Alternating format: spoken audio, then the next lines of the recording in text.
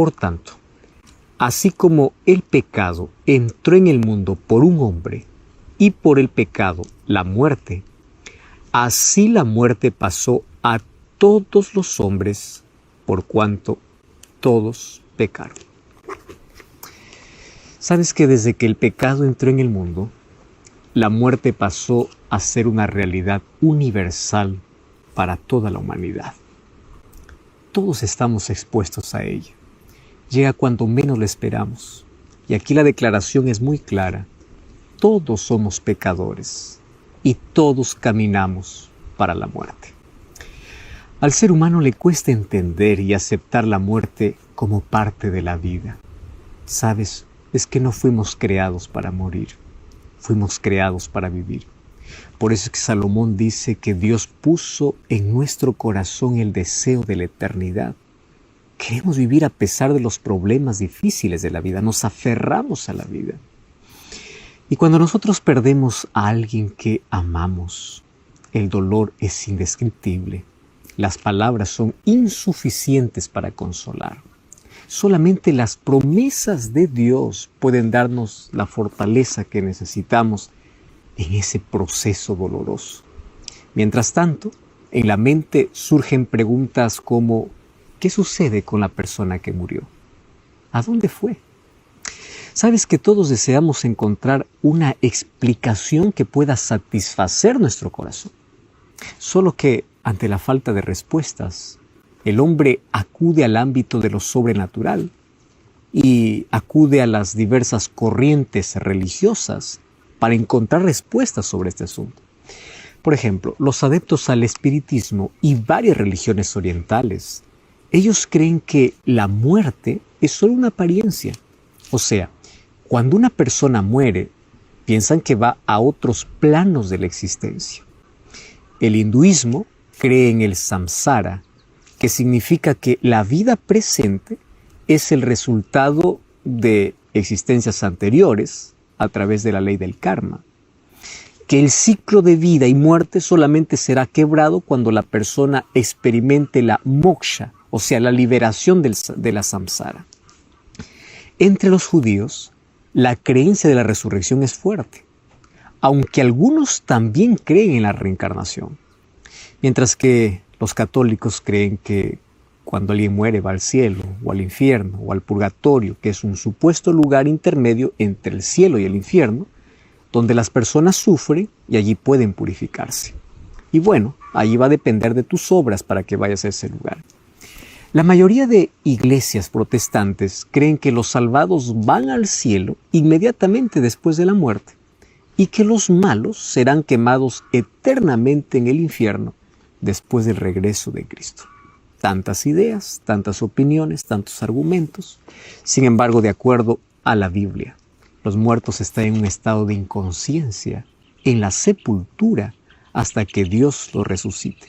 Ellos no saben nada, no piensan nada, no hacen nada. Por eso es que la Biblia compara a la muerte como un sueño.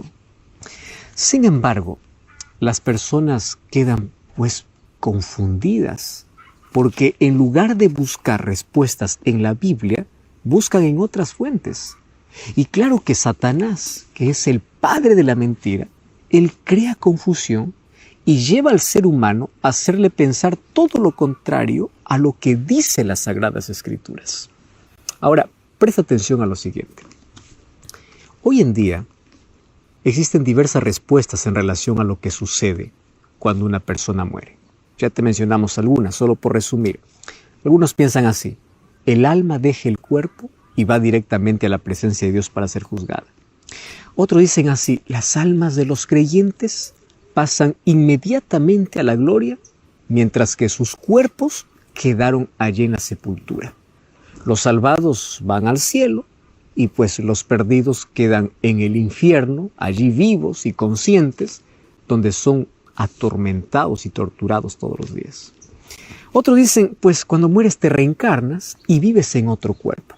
Si te das cuenta, todas estas creencias tienen algo en común: inmortalidad del alma. Y sabes que este fue el primer sermón del diablo en el jardín del Edén. Él contradijo a la palabra que Dios había dicho en el Edén. En Génesis 2:16 Dios había prohibido: el día que comieres del fruto prohibido vas a morir, dice Génesis 2:17. Pero el diablo, en Génesis 3:4 registra que le dijo: no moriréis. Es decir, aunque vayas a la sepultura seguirás vivo. Algo de ti continuará vivo. Jamás morirás. Eso es la mentira del diablo. De allí sale el concepto de que cuando el ser humano va a la sepultura, pues sale el alma. Y sale del cuerpo, que va a ir a vivir a otro lugar, va a otro plano de existencia. Veamos bíblicamente qué significa alma. ¿Sabes que en hebreo, que es el idioma original en el cual la Biblia se escribió junto con el arameo y el griego, la palabra alma en hebreo es nefesh? Aparece 755 veces en el Antiguo Testamento. En griego la palabra alma es psiche. Ahora, en el idioma original, alma, ¿sabes qué significa? Vida, persona, criatura o mente. Pero jamás una parte independiente del cuerpo humano. Ahora, ¿por qué necesitamos ir al idioma original para tener una mejor explicación de ciertas palabras?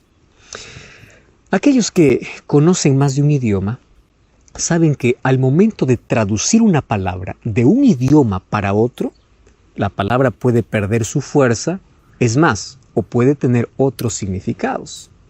Déjame colocarte un ejemplo muy simple, muy práctico.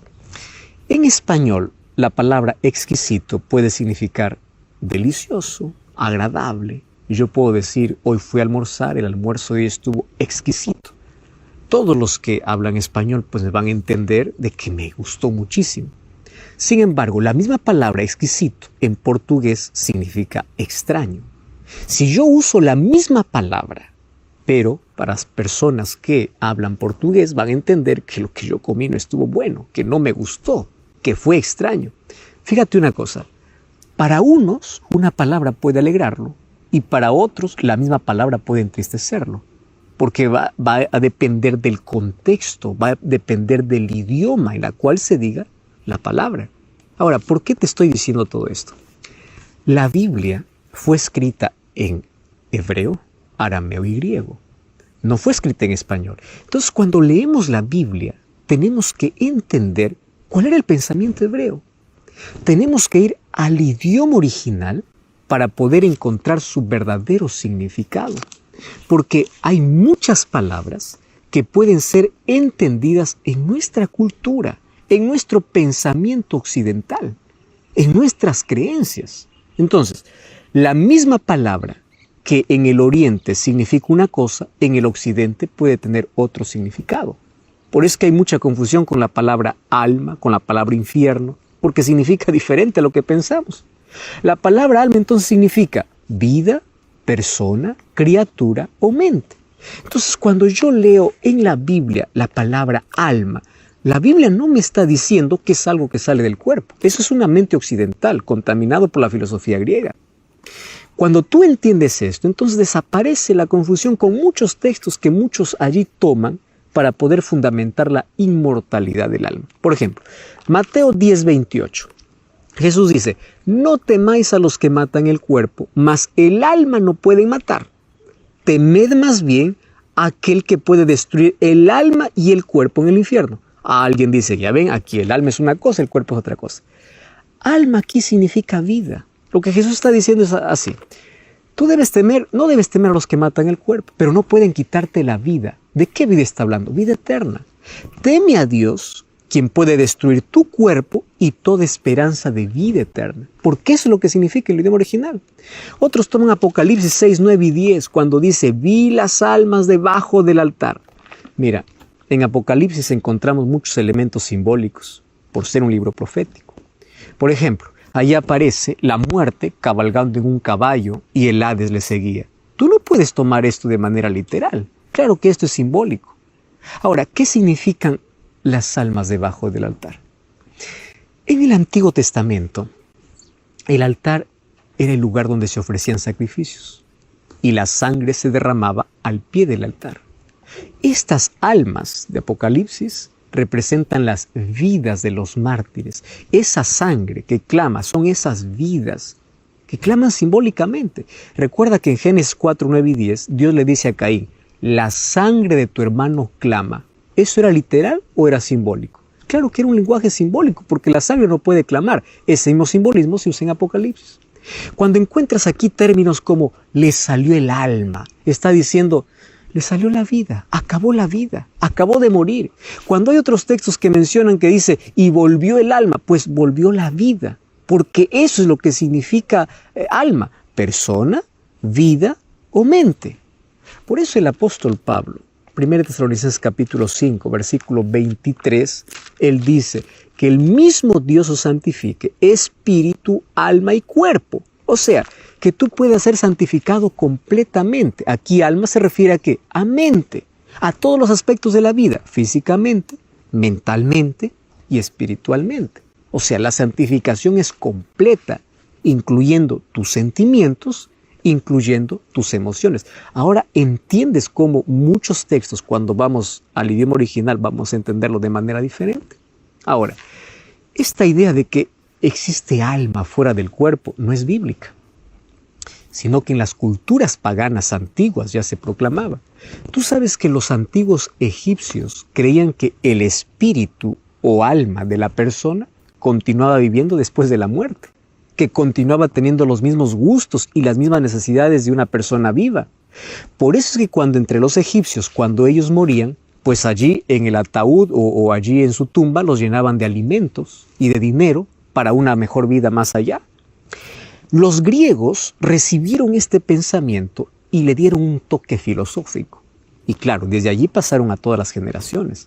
Platón, por ejemplo, en su obra La República, termina con una leyenda, la leyenda de Él dice así, murió en una batalla.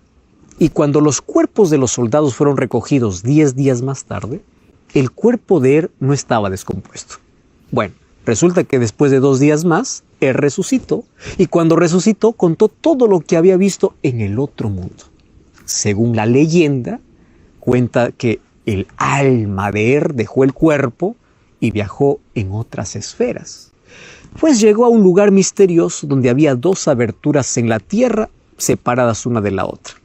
Y entre esas aberturas, él dice que habían jueces que ordenaban las almas de los justos que estuvieran a la derecha y subieran para el cielo, y las almas de los impíos que estuvieran a la izquierda para irse debajo de la tierra. Ahora, de estas 2 aberturas, él vio almas limpias y almas sucias. Unas que llegaban del cielo y otras de debajo de la tierra. Y allí ambos grupos venían contando experiencias que habían pasado. El primer grupo hablaba de las delicias del cielo, mientras el otro grupo hablaba de los horrores del infierno. Supuestamente en la leyenda, después de un descanso de 7 días, los grupos eran obligados a continuar haciendo la elección de acuerdo con las encarnaciones pasadas. Algunos se volvían pájaros, otros animales, etc. Cada uno allí bebía el agua del olvido que eliminaba la memoria de su vida anterior. En ese punto, dice la leyenda, que se despierta. Sócrates concluye así, el alma es inmortal y es capaz de soportar los extremos del bien y el mal. Ahora, por increíble que parezca, los griegos creían en estos mitos. Tales ideas incluso invadieron el judaísmo y llegaron hasta el cristianismo. ¿Tú sabes que en tiempo de Jesús muchos fariseos ya creían en la inmortalidad del alma? Al paso que los saduceos decían, por ejemplo, que el alma muere con el cuerpo. Ellos no creían en la resurrección. Por eso es que Jesús dijo, tengan cuidado con sus enseñanzas en Mateo 16, 11 y 12. Tengan cuidado. Platón también enseñó que cuando una persona muere, el espíritu se liberta del cuerpo. Platón decía, el cuerpo es la prisión del alma. Ahora, te recuerdo una cosa. Esto no es Biblia, esto es filosofía. Y hoy, infelizmente, en muchos púlpitos se predica eso. Hoy, la mayoría de las religiones creen en que hay un estado de conciencia después de la muerte. ¿Qué cosa enseñan? Que los muertos no están realmente muertos. Eso es lo que están enseñando. Fíjate, la enseñanza espiritista de la nueva era y aquellas experiencias de casi muerte, pues son versiones de esa creencia. Tú sabes que cada vez se intensifican las apariciones y los testimonios de personas que aseguran que hablaron con una persona que ya murió. Otros aseguran que salieron de su cuerpo, fueron para el cielo, para el infierno y comienzan a describirlo. ¿Cómo poder explicar eso? El doctor Jacques Provenza, que tiene doctorados en ciencia y religión, dice que existen fascinantes coincidencias entre las experiencias de los casi muertos y de los que consumen drogas alucinógenas. Lo que pasa es que las personas que pasan por esas experiencias relatan haber visto o haber sentido algo indescriptible, la sensación de estar fuera del cuerpo. O sea, toda esa experiencia de tener un lado espiritual, de paz, de amor, de haber pasado por túneles, de haber visto luces brillantes. La explicación a todas esas experiencias está en el cerebro.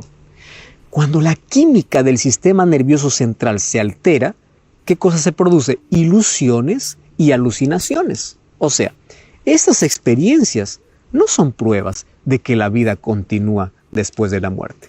De ninguna manera. Entonces, cuando tú escuches ese tipo de experiencias de personas, ya sabes cuál es la explicación. O sea, es muy parecido a aquellas personas que consumen droga, claro, pero estas personas no es que consumieron droga, es que el cuerpo se alteró, el sistema nervioso se alteró y llegaron a esas conclusiones. Por eso nosotros no tenemos que creer a experiencias, tenemos que creer a lo que la Biblia dice. ¿Y qué cosa dice la Biblia al respecto de cuando una persona muere? Eso es lo que queremos ver ahora. ¿Cómo es que el ser humano vino a la vida?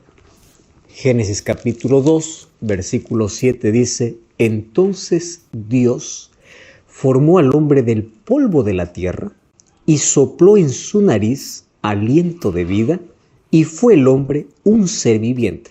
Otras traducciones dice un alma viviente. Alma viviente es una persona. Tú, yo, somos alma. Ahora, alma no es un espíritu desencarnado. El polvo se une al soplo de vida y surge el alma, o sea, el ser humano completo, íntegro. ¿Qué sucede cuando morimos? Eclesiastés capítulo 12, versículo 7 dice: y el polvo vuelve a la tierra y el espíritu vuelve a Dios, que lo dio. O sea, al momento de morir se invierten las cosas. El polvo vuelve a la tierra y el soplo vuelve a Dios. Génesis 3:19, Dios dice lo mismo después de la entrada del pecado. ¿Qué es el espíritu que vuelve a Dios? Cuando Dios dio su aliento de vida, no le dio un aliento pensante. La palabra hebrea es ruaj, que significa soplo, nada más que eso. En griego es neuma. De allí deriva la palabra neumático, que significa aire, soplo, aliento, nada más. O sea, el ser pensante apareció solamente cuando el polvo de la tierra se une al soplo de vida. Es como la luz. La energía que pasa por los cables no es luz. La bombilla tampoco es luz, pero cuando la electricidad se une a los filamentos de la bombilla, entonces aparece la luz eléctrica. ¿Qué sucede entonces cuando se apaga la luz? La bombilla está ahí, la energía también está allí, pero cuando les separamos, la luz desaparece. Lo mismo ocurre con el ser humano. Entonces, no existe un espíritu vivo y pensante que sale del cuerpo después de la muerte. Eclesiastés capítulo 9, versículo 5, 6 y 10 dice: los vivos saben que han de morir, pero los muertos nada saben. No tienen más paga y su memoria es puesta en olvido. También su amor, su odio y su envidia acabaron. Nunca más tendrán parte debajo del sol. Por eso el versículo 10 dice: todo lo que te viniere a la mano para hacerlo, hazlo según tus fuerzas. Porque en el Seol, la sepultura, donde tú vas, no hay obra, no hay trabajo, no hay ciencia, no hay sabiduría, o sea, no hay nada. La Biblia es clara y categórica al afirmar que cuando el ser humano muere, se acabó todo. La persona que muere queda en un estado total de inconsciencia. No tiene ninguna actividad. Mira lo que dice el libro de Job, capítulo 7, versículo 9 hasta el 10. Así como la nube se desvanece y se va, así el que desciende al Seol no subirá, no volverá más a su casa, ni su lugar se le conocerá más. O sea, ellos no piensan más, no sienten más.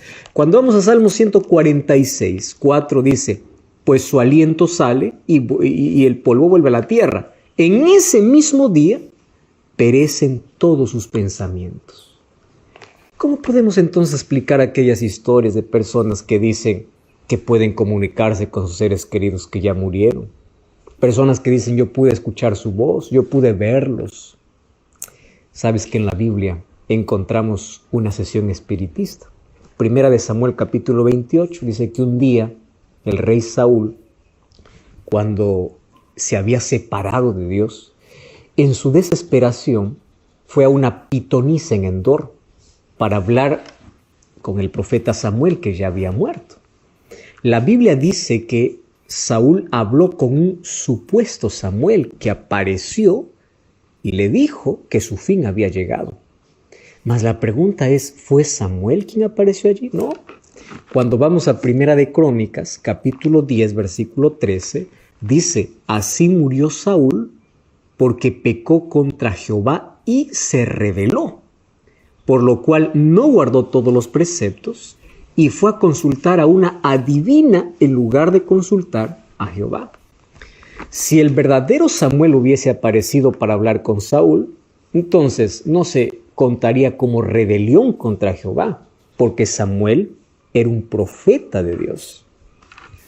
Entonces Satanás, junto a sus demonios, se dedican a engañar a las personas. Pueden tomar la forma de una persona, la voz de quien ya murió, y pues se presentan en las diversas sesiones espiritistas.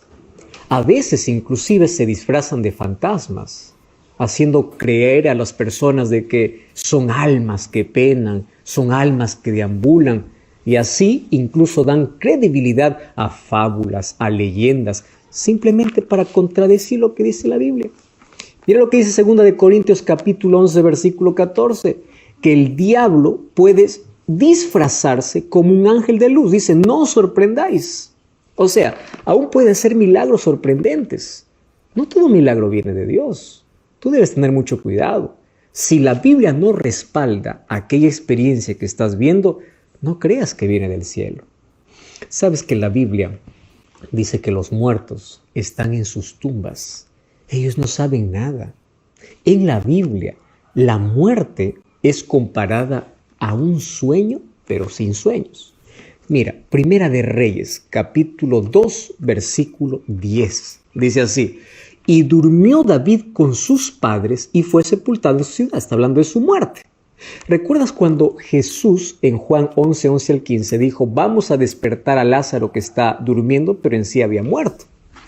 Hechos capítulo 7, versículo 60, al hablar de Esteban, dice que después de haber dicho no tomes en cuenta este pecado, él durmió. ¿Qué está diciendo? Murió, porque él fue el primer mártir cristiano. La muerte es comparada a un sueño, porque un día despertaremos, y ese despertar se llama resurrección. Jesús dijo en Juan 5, 28 que todos los que están en las sepulturas resucitarán. Claro, algunos para vida eterna y otros para recibir la condenación en diferentes momentos. La Biblia en 1 Timoteo 6:16, 1 Timoteo 1:17 dice que solamente Dios es inmortal.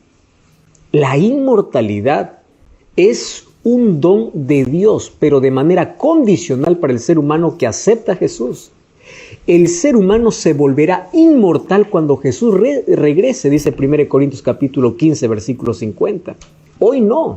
Había un hombre rico que se vestía de púrpura y lino fino y hacía cada día banquete con esplendidez. Había también un mendigo llamado Lázaro que estaba echado a la puerta y aquel estaba lleno de llagas. Y ansiaba saciarse de las migajas que caían de la mesa del rico, y aún los perros venían y lamían las llagas. Y aconteció que murió el mendigo y fue llevado por los ángeles al seno de Abraham. Murió también el rico y fue sepultado. En el Hades alzó sus ojos, estando en tormentos, y vio de lejos a Abraham y a Lázaro en su seno. Entonces él, dando voces, dijo: Padre Abraham, ten misericordia de mí. Envía a Lázaro que moje la punta de su dedo en agua y refresque mi lengua, porque estoy atormentado en esta llama. Pero Abraham le dijo: Hijo, acuérdate que recibiste bienes en tu vida, y Lázaro ahora recién está siendo consolado y tú estás atormentado. Además, hay una gran cima puesta entre nosotros, de manera que los que quisieran pasar de allá a acá no pueden, ni de aquí para allá. Entonces le dijo: Te ruego pues, Padre, que envíes a la casa de mi padre un mensaje, porque tengo 5 hermanos, para que les testifique, a fin de que no vengan también a este lugar. Y Abraham le dijo: A Moisés y a los profetas tienen, óiganlos. Él entonces dijo: No, padre Abraham, pero si alguno fuere de ellos entre los muertos, se arrepentirán. Mas Abraham le dijo: Si no oyen a Moisés y a los profetas, tampoco se convencerán, aunque alguno se levante de los muertos. Sabes que muchas personas sustentan la idea de que cuando una persona muere, va al cielo, basándose justamente en esta parábola que Jesús contó. De paso, era una parábola conocida en ese tiempo, una historia conocida. En la parábola del rico y Lázaro, hay varios puntos que nosotros tenemos que comprender. Mira, en primer lugar, una doctrina no se basa en una parábola, porque las parábolas tenían un objetivo principal, y era mostrar una lección espiritual. Jesús contó varias parábolas que tenían que ver con el día a día de las personas o historias que las personas conocían. Esta es una historia conocida en su tiempo. Jesús tomó eso para dar una lección espiritual. Por ejemplo, la parábola del rey que invitó a las bodas de su hijo y nadie de los invitados fue. Esto no era un asunto real. Esto fue una historia creada. ¿Para qué? Para poder mostrar una lección espiritual. Sin embargo, si alguien quiere fundamentar su doctrina en parábolas, va a entrar en serios problemas. ¿Por qué razón? ¿Cómo fundamentaría el carácter de Dios tomando la parábola del juez injusto? ¿Te das cuenta? Qué peligroso es entrar allí. Veamos algunos detalles de esta parábola. En primer lugar, en esta historia, quien se salva no es por creer en Jesús, sino se salva porque vivió en la miseria. Y eso está en contra de la Biblia, porque la Biblia dice que la salvación no es porque lo pasaste mal aquí, ahora vas para el cielo. No, la salvación es por creer, no por la condición que viviste en la tierra. Número 2, ¿dónde queda el seno de Abraham? ¿De qué tamaño es ese seno para poder recibir a todos los que mueren en Cristo? Fíjate una cosa, si el seno de Abraham es el lugar a donde van los creyentes, entonces, ¿dónde fueron los que murieron antes que Abraham? Tú sabes que el libro de Hebreos, capítulo 11, presenta una galería de hombres y mujeres de fe. Y entre ellos, pues se encuentra Abraham, Hebreos capítulo 11, versículo 17.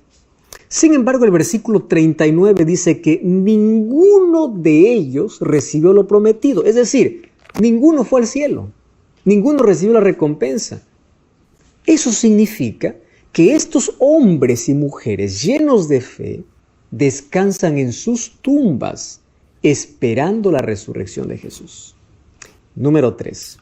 Jesús dijo en Mateo 5:17, no penséis que vine a anular la ley o los profetas. Si Jesús quería enseñar que una persona cuando muere va al cielo o al infierno a través de esta parábola, entonces estaría anulando todo lo que los profetas dijeron. Estaría anulando todas las enseñanzas del Antiguo Testamento. Y Jesús dijo, no he venido para anular la ley o los profetas. Número 4. Si esta parábola estuviera describiendo lo que sucede cuando una persona muere, entonces significa que el cielo está cerca del infierno, que ambos grupos pueden conversar. Entonces la pregunta es, ¿quién es feliz mirando a la otra persona que está en sufrimiento eterno? ¿Te das cuenta que esta parábola tenía solamente una lección específica? ¿Qué cielo es ese que está cerca del lugar de tormento viendo que las personas allí se consumen día a día? Eso no es el cielo. Número 5. Si el concepto que se tiene de alma, ¿qué es alma? Algunos dicen, alma es aquello que sale del cuerpo. Esto significa que el alma no tiene cuerpo. El alma es, no sé, algún espíritu. ¿Por qué entonces aquí en la parábola aparece, si es que supuestamente es un alma, teniendo sed?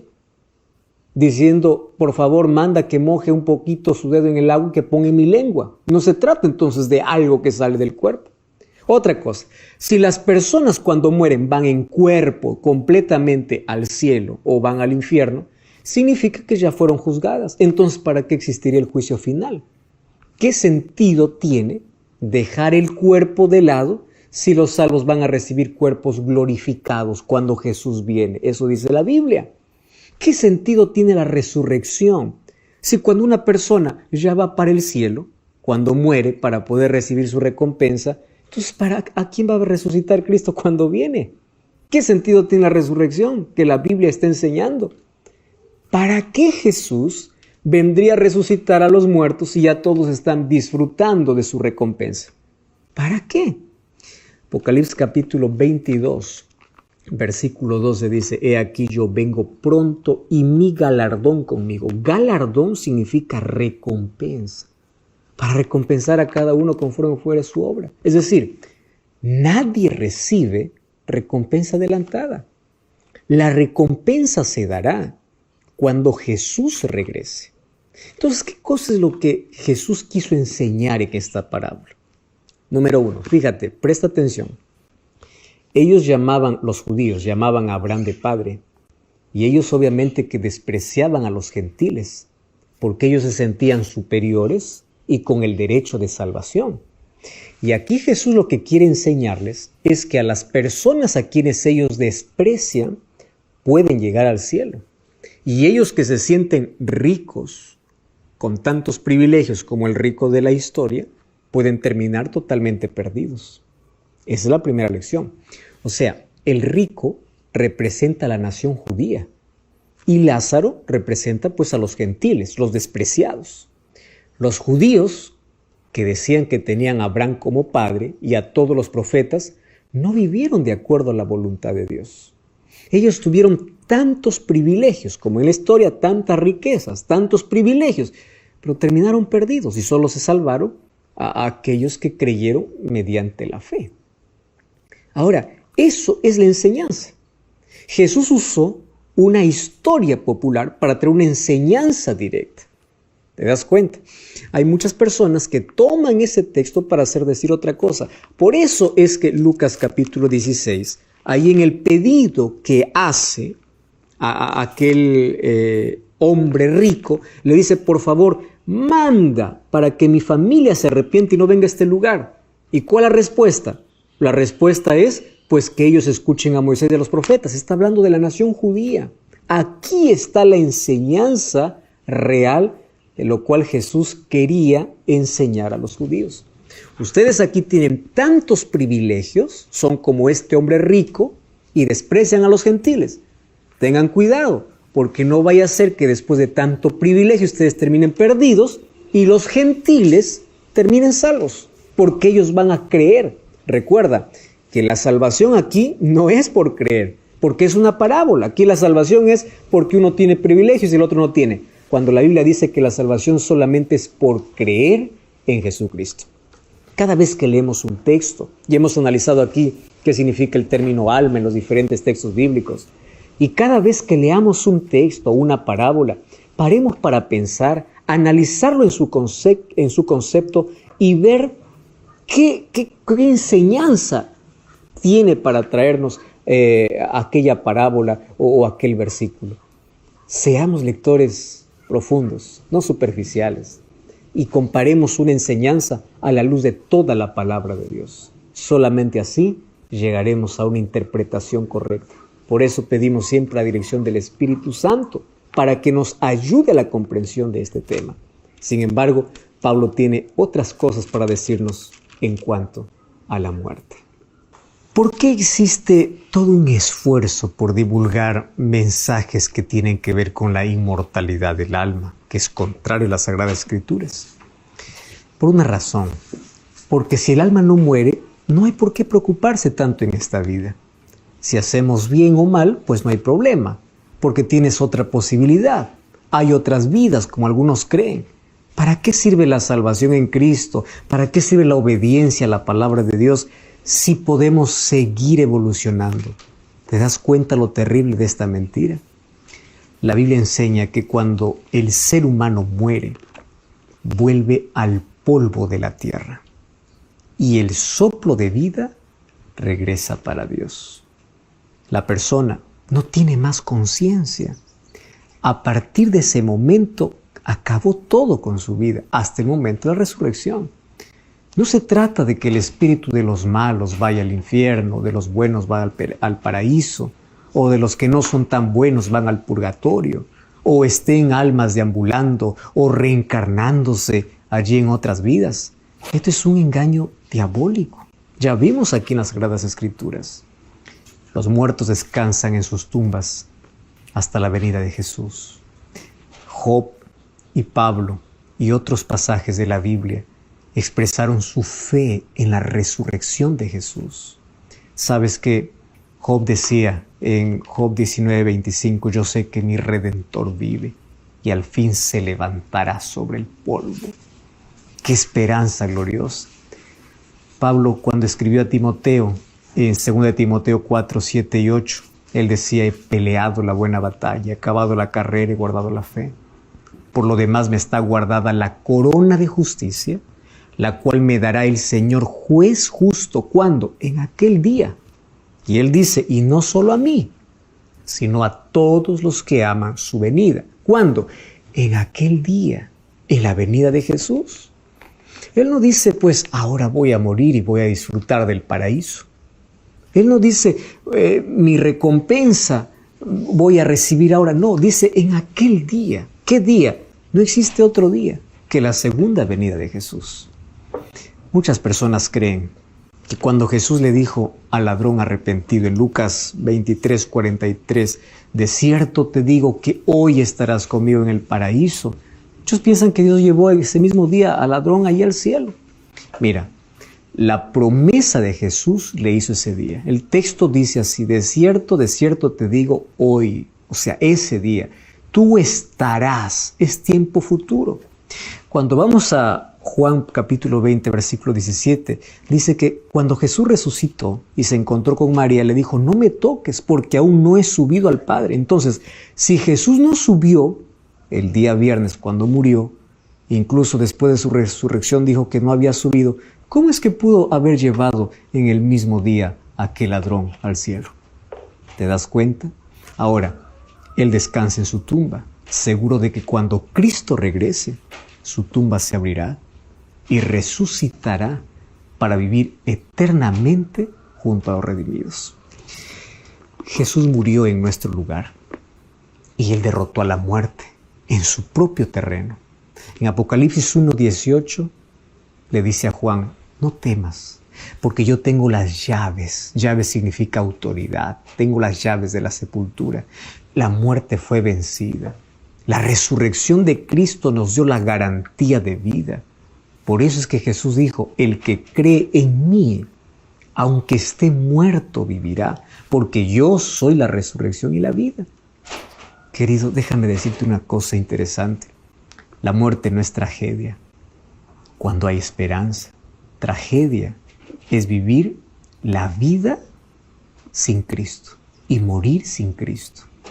La muerte no tiene la última palabra. La muerte tiene sus días contados.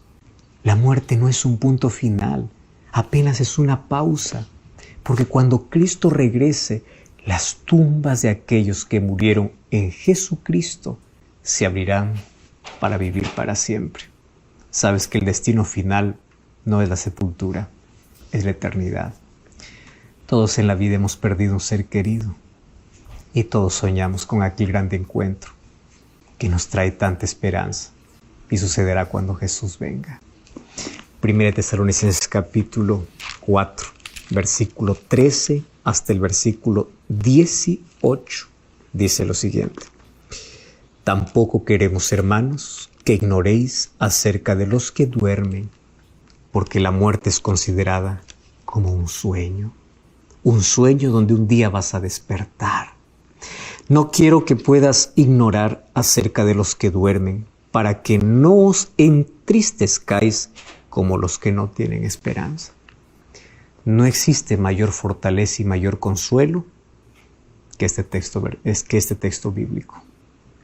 La esperanza hace que tu tristeza pueda ser diferente.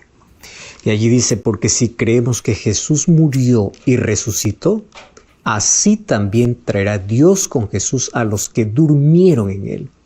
Por lo cual os decimos esto en palabra del Señor, que nosotros que vivimos, que habremos quedado hasta la venida del Señor, no precederemos a los que durmieron.